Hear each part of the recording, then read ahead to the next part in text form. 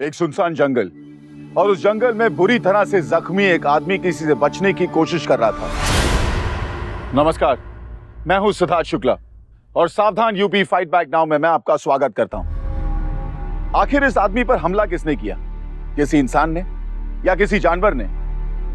ऐसी कौन सी मजबूरी थी, क्या वजह थी जिसके चलते वो इन हालातों में पहुंच गया? आज हम आपको ऐसी ही कहानी दिखा रहे हैं जिसमें अपराधी इतना खतरनाक है और इतना घिनौना कि उससे लड़ना बहुत मुश्किल है, लेकिन फिर भी किसी ने उसका सामना करने की हिम्मत दिखाई। आइए देखते हैं यूपी की ये दिल दहला देने वाली घटना।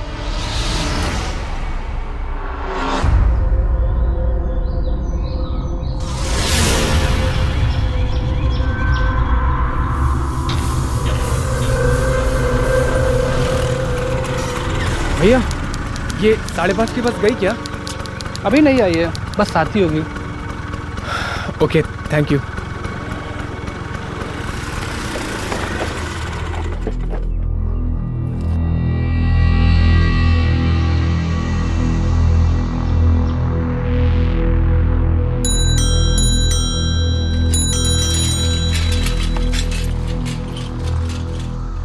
कहा था ना कि बस से पहले हम पहुंचेंगे। पहुंच गए ना? लेकिन आप जानते नहीं हैं कि जो अदिति है ना, वो अभी आई नहीं है। अगर अदिति आ जाती तो मेरा तो कोर्ट मार्शल कर देती। अरे बस आ गई। अरे हाँ,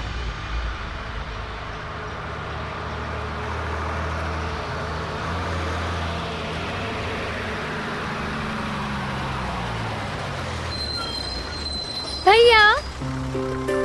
लाओ लाओ लाओ। अदिति। लेकिन आपने रहने दीजिए भैया, मैं ना आपसे बहुत नाराज हूँ। क्यों? पिछले 2 साल से आप मुझसे एक बार भी दिल्ली कॉलेज मिलने नहीं आए। और देखिए, दिस इज नॉट फेयर ना भैया। रक्षाबंधन के दिन भी मैं आपसे मिलने के लिए आ रही हूँ। अदिति बस, मेरी क्लास बाद में लेना, पहले इनसे मिल लो। काशी भैया, मेरे घर के मालिक, मेरे भाई, मेरे दोस्त, सब कुछ। तो आप है काशी भैया। मैंने ना आपकी बहुत तारीफ सुनी है भैया के मुँह से।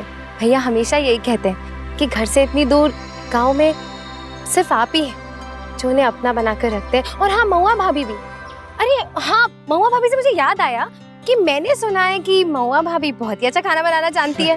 और खाने से मुझे याद आया कि मुझे बहुत जोर से भूख लगी है।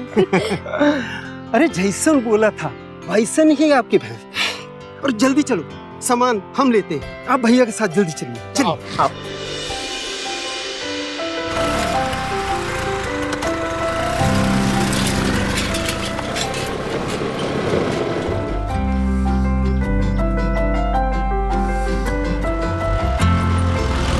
भैया, सोशियोलॉजी में टॉप करने के बाद ये कहाँ आके बस गए हैं आप? आपको तो दिल्ली में कितनी अच्छी नौकरी मिल सकती थी। आपको घर की याद नहीं आती है? घर की याद आती है, पर क्या करूँ, ये घुमक्कड़ वाले सपने जो देख लिए थे मैंने, इसीलिए भटकता रहता हूँ घर से बाहर। सोशियोलॉजी की डिग्री मैंने इस नौकरी वोकरी के लिए नहीं की, यू नो ना। मैं कुछ डिफरेंट करना चाहता हूँ सोसाइटी के लिए, वो भी ग्राउंड लेवल से। बातें तो बहुत कर लेते हैं लोग, पर तकलीफ में रह के ज़रूरतमंदों की मदद ऐसा कोई नहीं करता। यहाँ के लोगों को बेसिक नीड्स के लिए भी जद्दोजहद करनी पड़ती है, और सबसे ज़्यादा सफ़र करते हैं यहाँ के बच्चे। इसीलिए मैं इन बच्चों को प्राइमरी स्कूल में पढ़ा रहा हूँ। इन बच्चों को भी तो हक है ना आगे पढ़ने का। भैया, मुझे भी ना आपके स्कूल के बच्चों से मिलना है, उन्हें पढ़ाना है, और पूरा गाँव भी तो घूमना है अभी। भैया, मुझे भूख लग रही है। आपके ये 8 किलोमीटर कब खत्म होंगे? तुम्हारी मजाक करने की आदत गई नहीं अभी तक। हाँ, टोल के आगे ही है वो। निर्भय एक पढ़ा लिखा लड़का था, और अगर वो चाहता तो उसे शहर में एक अच्छी खासी नौकरी भी मिल जाती, लेकिन वो गांव में रहकर गांव के लोगों के लिए काम करना चाहता था। अदिति बहुत दिनों से अपने भाई से नहीं मिली थी और इसीलिए वो गांव आई थी, लेकिन वो उस गांव के हालातों से वाकिफ नहीं थी।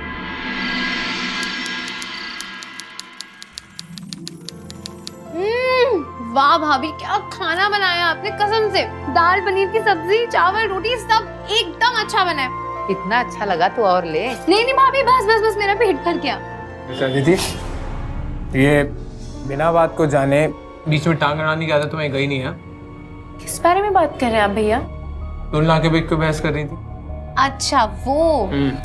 भाभी, मुझे एक बात बताइए, क्या ये बात सच है कि जंगल में जो कोई भी जाता है वो कभी वापस नहीं आता। दरअसल जब हम लोग रास्ते में आ रहे थे तो पुलिस वाले ने मुझे बताया कि गांव पर कोई वन देवी भूत प्रेत का प्रकोप है। खाते वक्त वन देवी के बारे में नाम शनाम नहीं बोलते। वन देवी साक्षात देवी हैं, अच्छों के लिए बहुत अच्छी हैं और बदमाशों को जिंदा चबा जाती हैं वो। भाभी, गांव वाले ना मनगढ़ंत अफवाहें करते हैं, मनगढ़ंत बातें करते हैं। उनका कुछ नहीं हो सकता। जो मन में आए कह लीजिए, पर इस बात को अफवाह मत कीजिए, क्योंकि ये बात सच है कि जंगल वाले रास्ते पर जो भी गायब होता है उसका अता पता लापता हो जाता है।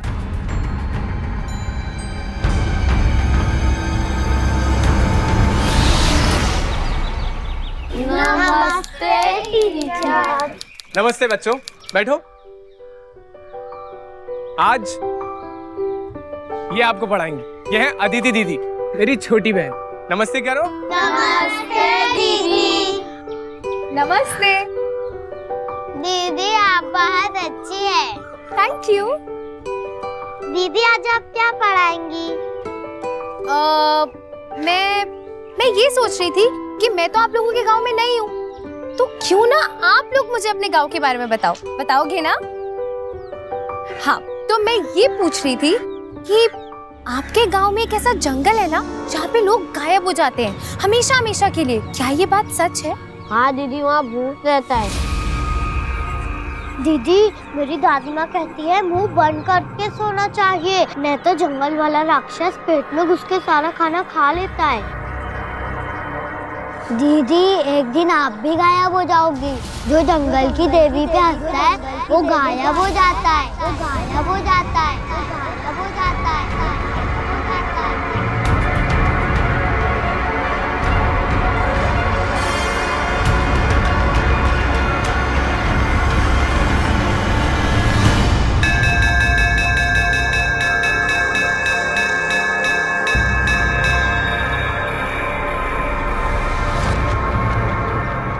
भैया ये सब क्या है? कुछ नहीं है, बच्चे हैं, ऐसे ही बोलते हैं। चले।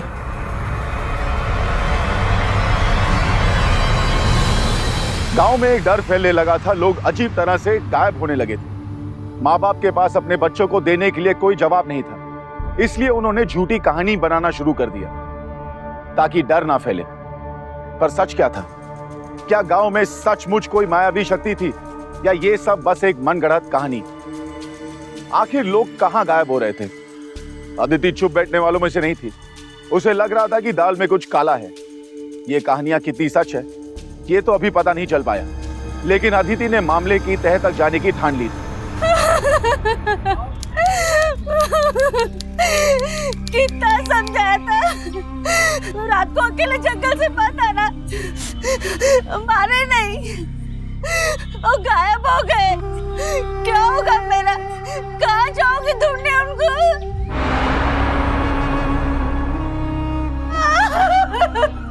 अच्छा भैया, क्या हुआ?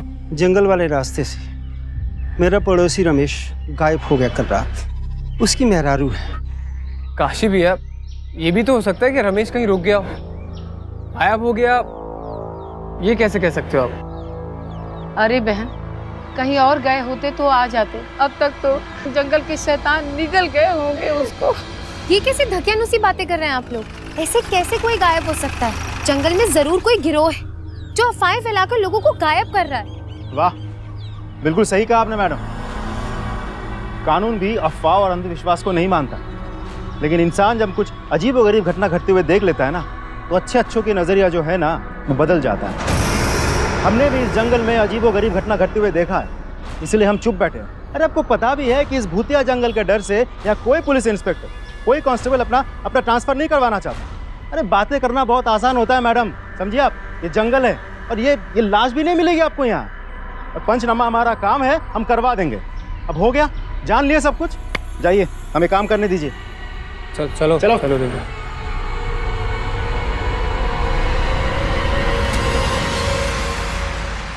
भैया, पूरा गांव अंधविश्वास में जकड़ा हुआ है। हैरानी तो मुझे ना पुलिस पर आ रही है। हद हो गई, वो भी यही सोचते हैं। अब समझ में आया कि देहात में क्यों आके बसा हुआ हूँ मैं। और सबसे ज्यादा जरूरत यहाँ के बच्चों को है एजुकेशन की। जिससे एजुकेटेड बच्चे अपना फ्यूचर खुद डिसाइड कर सके।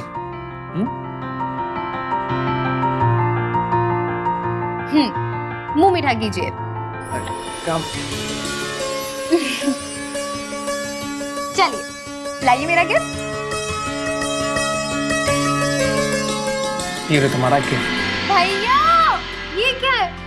आपके पास इतना भी टाइम नहीं था कि आप मिलने जाके गिफ्ट ले आते? दिस इज नॉट फेयर भैया।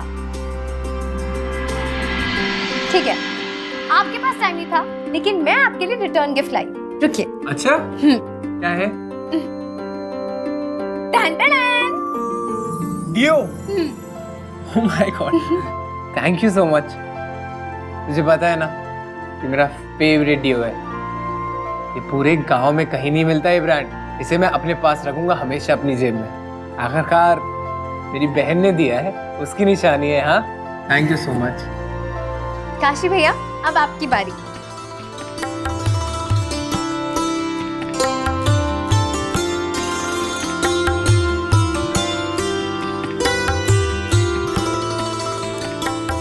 ये लीजिए, मुंह मीठा कीजिए। बस खिला दूंगी।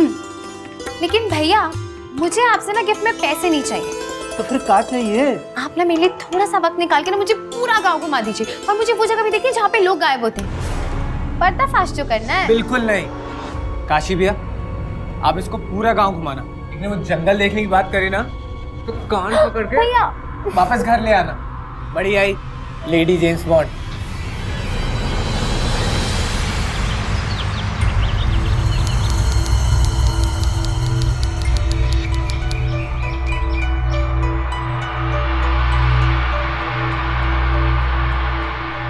भैया भैया भैया भैया, वो देखिए वो जंगल। अब प्लीज मुझे वो जंगल दिखाइए ना जहाँ लोग गायब होते हैं, प्लीज। ना रे बाबला, मास्टर जी से मुझे डांस सुनवाएगी। पता है ना उन्होंने क्या हिदायत दी हमें? पता है मुझे, लेकिन भैया वो क्या है ना, मेरे मन में ना एक खलबली सी मचती है। प्लीज भैया, मुझे वो जंगल देखना है, मुझे कुछ नहीं पता, प्लीज। ठीक है, लेकिन मास्टर जी से मत बोलना, ठीक है? ठीक है, तो चल। चलो। भैया, कहने को ये गांव है बहुत छोटा, पर है बहुत सुंदर। कैसा लगा हमारा गांव? बहुत अच्छा। वो देख रही हो ना, वहां से जंगल शुरू होता है। भैया कितना घना जंगल है। चलो, अब बहुत देर हो गया, घर चलते हैं। चल। भैया गांव घूमने में तो बहुत मजा आया, लेकिन आउच!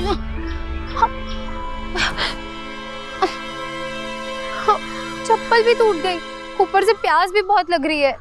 अब वो देखो कुआं। अरे हाँ पता है, मैं अभी पानी लाता हूँ, सारी प्यास और थकान मिट जाएगी। नहीं भैया, अब पानी में खुद जाके निकाल लूंगी। आप प्लीज ये चप्पल जुड़वा दीजिए, मेरे पैर में बहुत तकलीफ हो रही है। ठीक है, आप पानी पी के यहीं पे बैठना, मैं अभी बनवा के लाता हूँ।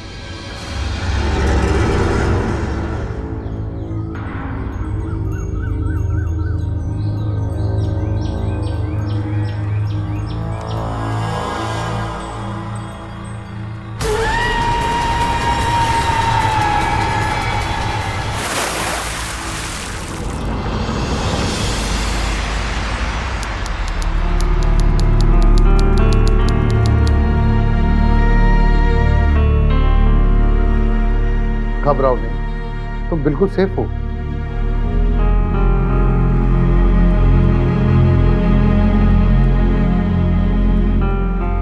मैं डॉक्टर रस्तोगी हूँ। तुम्हारे भाई ने मुझे फोन किया कि तुम कुएं में गिर गई हो और 2 हवलदार तुम्हें उठाकर घर लाए।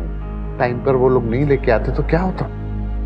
अच्छा एक बात बताओ, तुम कुएं में कैसे गिर गई? कुछ याद आ रहा है तुम्हें? मुझे प्यास लग रही थी और मैं कुएं से पानी निकाल रही थी। मुझे पता नहीं किसी ने पीछे से धक्का दे दिया, उसके बाद मुझे याद नहीं है। कोई। दीदी, तेरे काशी भैया कहाँ हैं? वो तो तेरे साथ ही थे ना। ये अभी तक घर नहीं आए। वो मेरी चप्पल जुड़वाने के लिए गए थे। तेरे भैया कहाँ गए? ठीक हूँ भैया। पुलिस स्टेशन गया था। भैया का कोई पता नहीं कहाँ होंगे। मुझे तो बहुत ज्यादा चिंता हो रही है उनकी। मास्टर जी, सारी चिंता आप ही कर लेंगे। अरे कुछ चिंता भगवान को करने दीजिए, भगवान सबकी रक्षा करेंगे और भैया भी आ जाएंगे, चिंता मत करो। मैं चलता हूँ और कोई प्रॉब्लम हो तो मुझे फोन कर देना, ठीक है? ठीक है, आइए डॉक्टर साहब, छोड़ देता हूँ।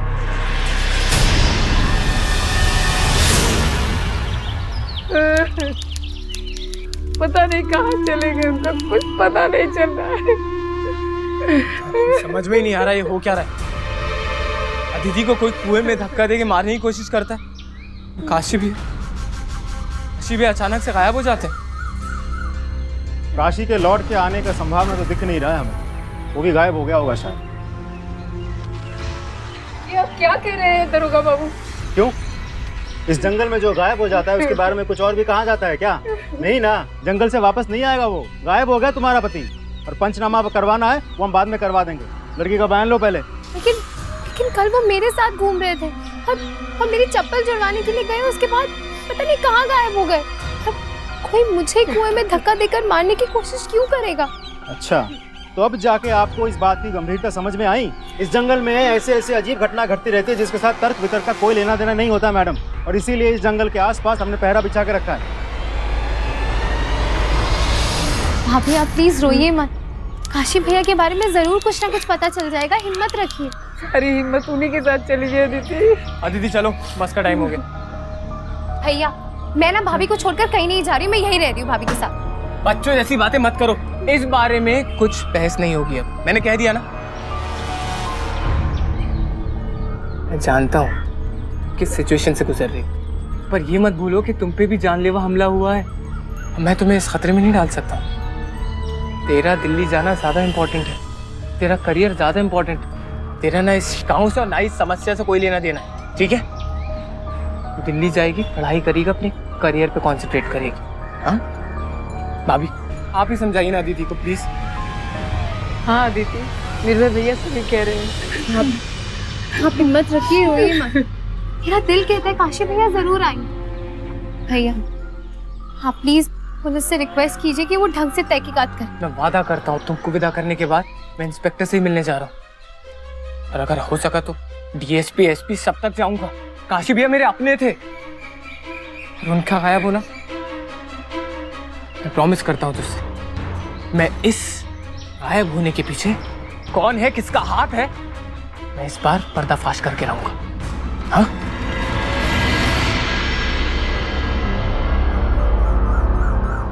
ख्याल रखिए। तू भी अच्छे से जाना।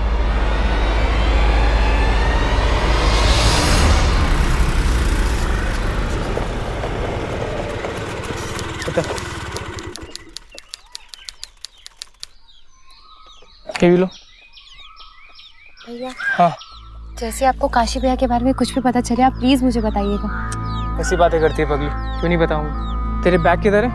हाँ, ये तेरा बैग, खाने का डिब्बा इस बैग के अंदर है। खाना टाइम पे खा लेना, ठीक है? तेरा हैंडबैग कहाँ है?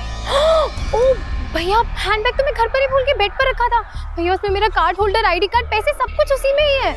हैंडबैग नहीं? अच्छा सुन, मैं अभी आता हूँ, ठीक है? यूं गया यूं आया, तू फिक्र मत कर। हाँ।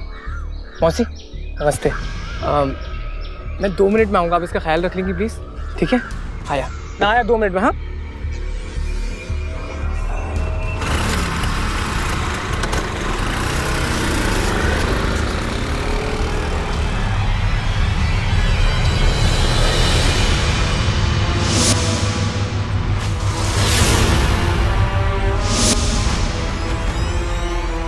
भैया अभी तक नहीं आए।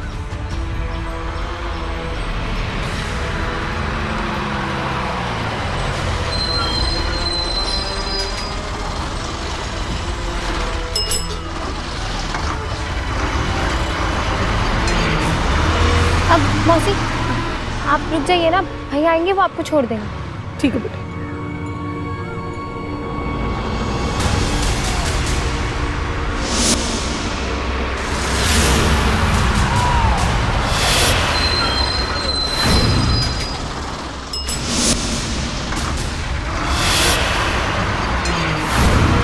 number you have called is currently not reachable.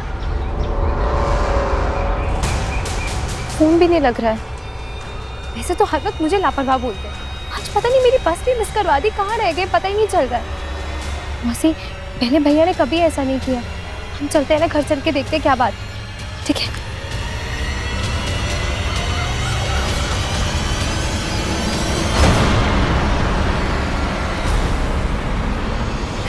भाभी, अरे भाभी भैया कहाँ हैं? क्या हुआ? नहीं, भैया तो यहाँ नहीं आए। तुम दोनों साथ ही में बस स्टॉप पे गए थे ना? आप बात कर रही हैं? भाभी भैया को गए हुए 3 घंटे हो चुके हैं। वो मेरा सामान लेने घर पर आए थे।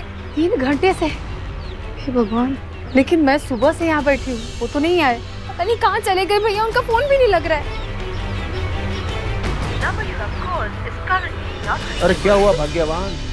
3 घंटे हो गए मास्टर जी को निकल के, अभी तक घर नहीं पहुंचे। अच्छा, अपने गांव से और एक आदमी गायब हो गया, वो भी मास्टर जी। कोई गायब नहीं हुआ है भैया, बस यहीं कहीं गए होंगे। आप लोगों को बातें बनाने में बहुत मजा आता है ना। प्लीज जाइए यहाँ से और अपना काम कीजिए। चलिए जी।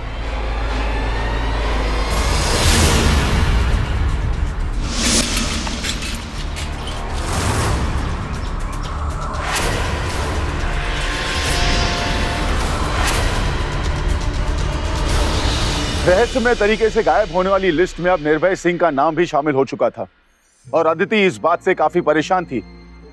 अब उसे इस राज को जल्दी सुलझाना था क्योंकि उसके भाई की जान खतरे में थी, लेकिन उसके पास कोई सुराग नहीं था। उसे खुद समझ में नहीं आ रहा था कि वो अपने भाई को कैसे ढूंढे। इंस्पेक्टर साहब, इंस्पेक्टर साहब, इंस्पेक्टर साहब, मेरे भैया गायब हो गए। इंस्पेक्टर साहब, आप अभी अपनी टीम को लेकर प्लीज यहाँ से चलिए। जंगल में मैं आपके साथ चलूंगी। मुझे यकीन है कि वहाँ पे सारी अफवाहें गलत है। वहाँ पर जंगल में कोई एक गिरोह है जो लोगों को गायब करता है। मेरे भैया की जान बचा लीजिए इंस्पेक्टर साहब। मैं सुबह से उन्हें ढूंढ ढूंढ के परेशान हो गई हूँ, पूरा गांव ढूंढ चुकी हूँ, वो कहीं नहीं मिल रहे। अरे बैठिए, पहले रिपोर्ट तो दर्ज करवाइए। बैठिए। इंस्पेक्टर साहब, ये सब हम बाद में कर लेंगे, आप प्लीज अभी चलिए ना। आपको क्या लगता है हम खाली बैठे हैं यहाँ? हाँ, हमारे सर पे हजारों काम होते हैं। अब बैठिए शांति से, पहले रिपोर्ट तो दर्ज करवाइए, फिर हम सोच के देखेंगे कि सर्च ऑपरेशन चलाना है या नहीं, क्योंकि पिछले 48 घंटों में ये गायब होने की तीसरी घटना है। समझिए आप? तो एक बात कहें आपको, मुझे तो ऐसा लगता है कि जंगल की देवी को भूख बहुत ज्यादा लगी थी, इसलिए तीनों के तीनों को एक साथ निकले। दुख तो हमें है ही, लेकिन हम क्या कर सकते हैं? अब किस किस को ढूंढे, कहाँ कहाँ जाए ढूंढे? ये कैसी बेहुदा बातें कर रहे हैं आप इंस्पेक्टर साहब? आप ओझा या तांत्रिक हैं या इस चौकी के इंचार्ज? अगर आपने हमारी कंप्लेंट पर सही तरह से एक्शन नहीं लिया ना, तो मैं आपको पहले ही बता देती हूँ, मैं एसपी डीएसपी सबसे बात करूंगी, सबके पास जाऊंगी। और जितना मैं जानती हूँ, आपके इस गैर जिम्मेदाराना रवैये के लिए ना आपको आपकी नौकरी से हाथ भी धोना पड़ सकता है, समझे आप? देखिए मैडम, हम तब से आपको अबला नारी समझ के समझाया जा रहे हैं और आप हम पे ही चिल्ला रही है, धमका रही है आप। चलिए, हम रिपोर्ट नहीं लिखेंगे, जहां जाना है जाइए, रिपोर्ट कीजिए, कुछ नहीं होगा। और यहाँ एसपी डीएसपी कोई नहीं आने वाला है। ठीक है, आपको जो करना है वो आप कीजिए और जो हमें करना है वो हम करेंगे। चलिए। अरे वो मैडम, काहे अपनी जान देने पे तुली हुई है आप? हाँ, एसपी डीएसपी से मिलने का इरादा छोड़ दीजिए और इस जंगल से चलते बनिए। अब आपके आगे पीछे तो कोई रोने वाला है नहीं, कहीं आपको कुछ हो जाए तो रिपोर्ट लिखवाने ससुरा कोई नहीं आएगा, यहाँ जंगल है ये। चलिए।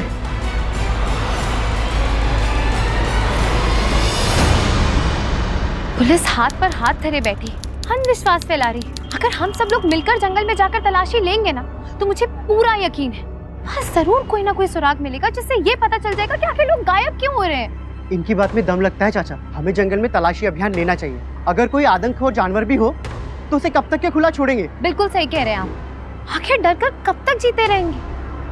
मैं वन विभाग के अधिकारी से बात करूंगी। देखो, तुम्हें जो करना है तुम करो, मगर ध्यान से।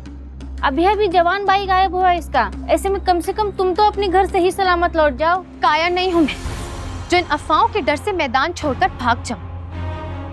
मेरे भैया को, काशी भैया को जिसने भी गायब किया है ना, उसे सजा दिलवाए बिना जाऊंगी नहीं मैं यहाँ से।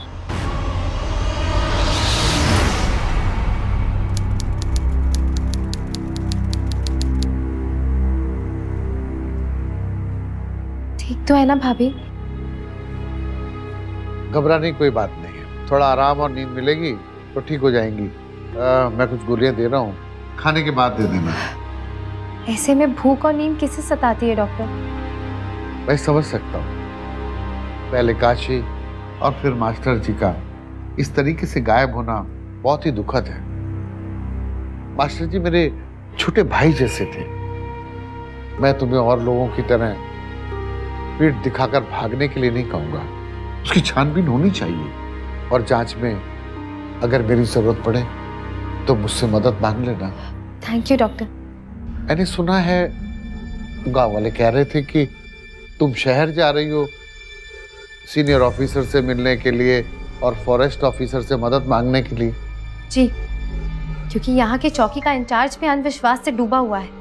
ओह माय गॉड, मैं कल शहर की तरफ जा रहा हूँ, तुम मेरे साथ चलो, मुझे कंपनी मिल जाएगी और पुलिस स्टेशन में मेरी अच्छी खासी पहचान है, मैं उनसे खुद कह दूँ। ठीक है, तो हम साथ ही चलते हैं। ओके, तो मिलते हैं शाम को, ठीक है? चलो, नमस्ते, अपना ख्याल रखना। हाँ भाभी, अरे ये स्टेथो डॉक्टर भूल गए, मैं देकर आती हूँ। भाभी, डॉक्टर साहब, अब डॉक्टर साहब, ये आपका स्टेथोस्कोप रह गया। हाँ हाँ, मैं हेल्प कर देती हूँ। हाँ दीजिए।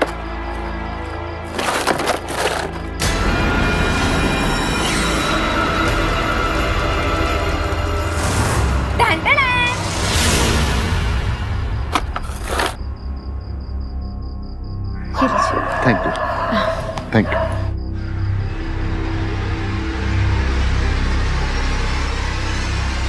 ये ड्यू डॉक्टर साहब का भी हो सकता है, लेकिन फिर भैया ने ऐसा क्यों कहा था कि ये ड्यू पास के शहर में भी नहीं मिलता? मुझे पता है ना कि मेरा फेवरेट ड्यू है, ये पूरे गांव में कहीं नहीं मिलता है ब्रांड।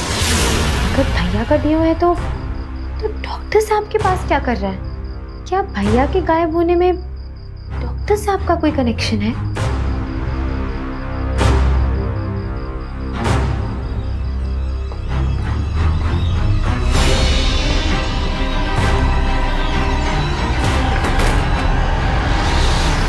शक की बात तो है, पर इतनी सी बात के लिए किसी को दोषी कहना ठीक नहीं है। उनका भी तो हो सकता है। हो तो सकता है भाभी, लेकिन मुझे पता लगा।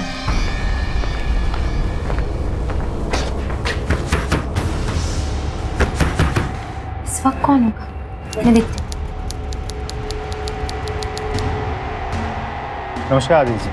हाँ? हमने आपके भाई की रिपोर्ट दर्ज कर ली।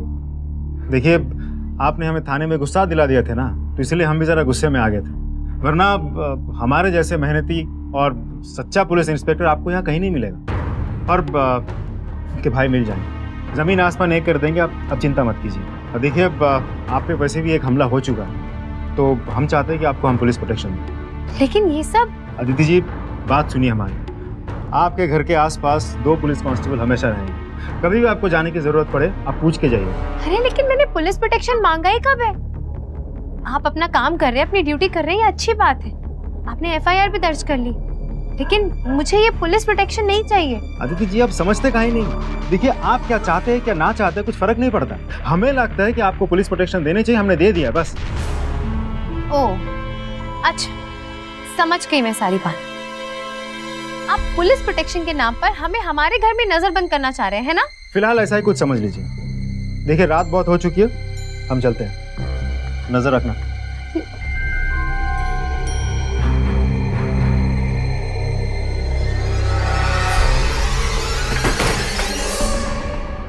भाभी, भाभी, कुछ ना कुछ तो गड़बड़ है। क्या हुआ? भाभी, अब तो मुझे पूरा यकीन हो गया, ये पुलिस इंस्पेक्टर, ये डॉक्टर साहब, ये लोग मिले हुए हैं और इनका कुछ ना कुछ तो लेना देना है गांव में गायब हो रहे लोगों से। वरना ये लोग नहीं चाहते कि मैं ये केस लेकर सीनियर ऑफिसर के पास जाऊं, वरना जो इंस्पेक्टर मुझसे सीधे मुंह बात करने को तैयार नहीं, वो आज पुलिस प्रोटेक्शन के नाम पे मुझे नजरबंद करके क्यों चला गया? बात तो तुम सही कह रहे हो, अब क्या करेंगे? मुझे किसी भी तरह से शहर जाना होगा, वहां जाके DSP या SP साहब से बात करनी होगी। क्या करूं? भाभी, मैं इस खिड़की से भाग जाती हूँ, आप सब संभाल लीजिएगा, ठीक है?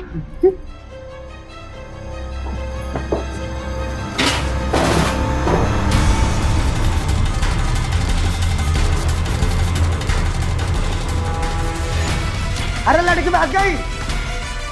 अरे सर को फोन करता हूँ। हेलो, जैन सर, लड़की भाग गई ससुरी। कहाँ लोग? कब मैं सब एक काम ढंग से नहीं कर पाते। जाओ जाके जल्दी पकड़ो उसे, हम अभी आते हैं।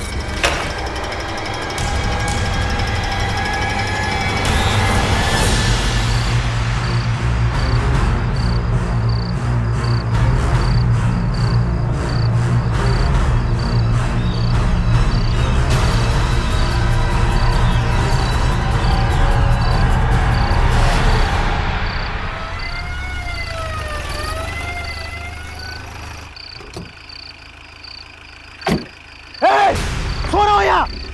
उस लड़की को जाते हुए देखा है क्या? नहीं सर, हमने तो जाते हुए नहीं देखा। अरे मारेंगे खींच के। कैसे देखोगे जाते? घोड़े बैठ के सो रहे हो यहाँ? जाओ हटाओ यहाँ सब तामझाम, बैठो गाड़ी में। अगर वो लड़की हमसे पहले डीएसपी साहब को वहाँ पहुँच गई ना तो हम सबकी नौकरी की तो। चलो बैठो बैठो, बेवकूफ कहीं के।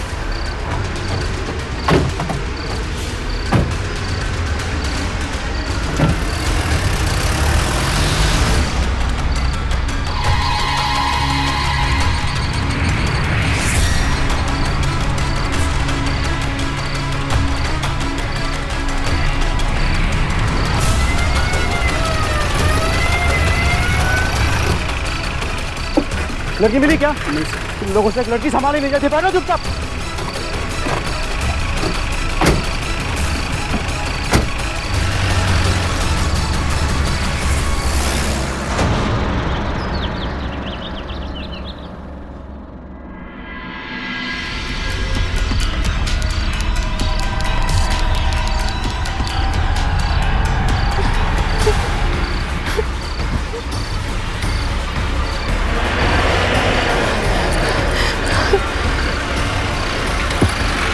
तुम यहाँ,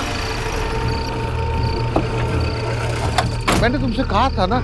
और पानी देना।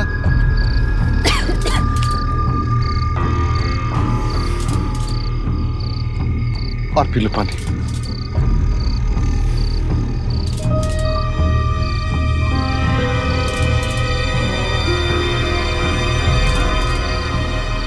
तुम ठीक तो हो ना?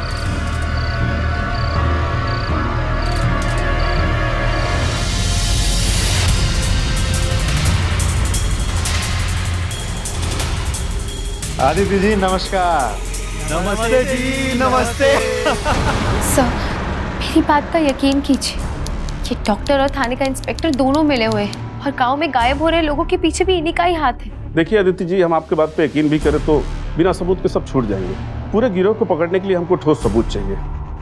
आप इतनी हिम्मत दिखा रही हैं तो हमारी थोड़ी मदद करेंगी? कैसी मदद करनी होगी सर? आप उन लोग के बीच में जाइए। आपकी बात में सच्चाई है तो आपको मारने की कोशिश करेंगे, बट डोंट वरी, हम वहाँ सादे कपड़े में मौजूद रहेंगे। बस एक बार ठोस सबूत मिलना चाहिए। क्या आप उन्हें रंगे हाथ पकड़वाने के लिए रिस्क उठा सकती हैं? जी सर, अपने भाई के लिए और बाकी गांव वालों की भलाई के लिए मैं ये रिस्क उठाने को तैयार। ग्रेट।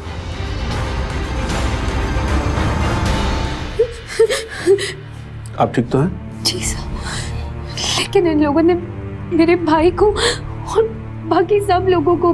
हाँ मैंने सुना, वी आर सॉरी। इन्हें इनके किए की सजा कानून देगा। आपने जिस हिम्मत और बहादुरी से इस रैकेट का पर्दाफाश किया है, मैं वीरता पुरस्कार के लिए आपका नाम अपने डिपार्टमेंट को सौंपूंगा। Well done. आइए चलिए। एक मिनट सर।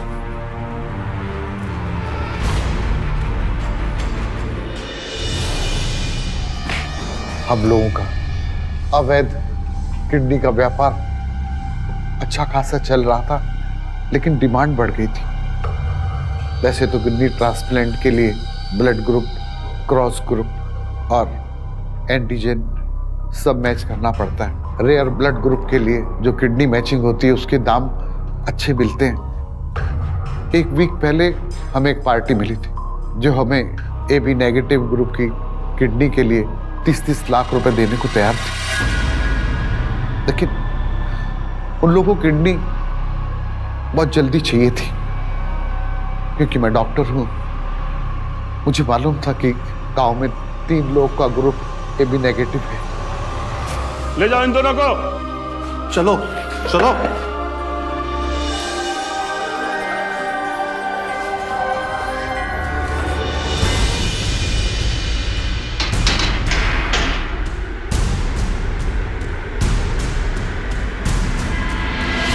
गिद्ध वो पक्षी होता है जो जानवर या इंसान के मरने का इंतजार करे ताकि वो उसे नोच कर खा सके। जो इंसान अपने स्वार्थ के लिए दूसरे इंसान को मार डाले और पैसों के लिए उसके बॉडी के ऑर्गन्स का धंधा करे, वो इंसान के रूप में गिद्ध है। खतरनाक हालातों का सामना करते हुए अदिति ने ऐसे लोगों की सच्चाई सामने लाई जो कि वाकई काबिले तारीफ है। डॉक्टर कमलेश रस्तोगी और उसके हॉस्पिटल के ward boy inspector Manik Mehra और चारों कांस्टेबल को डकैती और हत्या के लिए IPC section 396, 302, 120 B criminal conspiracy के लिए और मानव अंग की तस्करी के लिए 2011 के विशेष कानून के तहत दोषी पाया गया और उन्हें उम्र कैद की सजा सुनाई गई। साथ ही उन पर 20-20 लाख रुपए का जुर्माना भी लगाया गया। WHO की रिपोर्ट के अनुसार आज भारत में हर घंटे एक किडनी गैर कानूनी तरीके से बेची जाती है। इसे रोकने के लिए जरूरी है कि हम सब अंगदान करें ताकि जरूरतमंद लोगों को नया जीवन मिल सके। नेत्रदान की तरह अंगदान भी बहुत जरूरी है। हर साल करीब 2 लाख लोगों को किडनी ट्रांसप्लांट की जरूरत होती है, जिसमें से सिर्फ 3 या 4 हजार लोगों का ही ट्रांसप्लांट हो पाता है। ये इसलिए क्योंकि अभी भी काफी कम लोग हैं जो अंगदान करते हैं। याद रखिए कि मरने के पश्चात भी आप किसी जरूरतमंद को एक नया जीवन दे सकते हैं। फिर होगी आपसे मुलाकात यूपी में एक और सच्ची घटना के साथ। तब तक सावधान यूपी, फाइट बैक नाउ।